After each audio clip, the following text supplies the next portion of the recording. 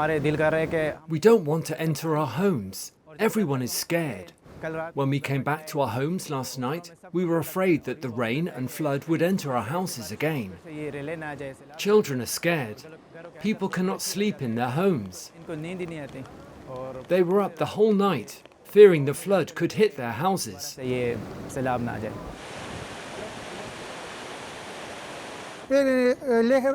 When they saw the water gushing, they exited their houses and climbed up the hills. Now they are all up on the hills. They emptied their houses as the flow of water increased.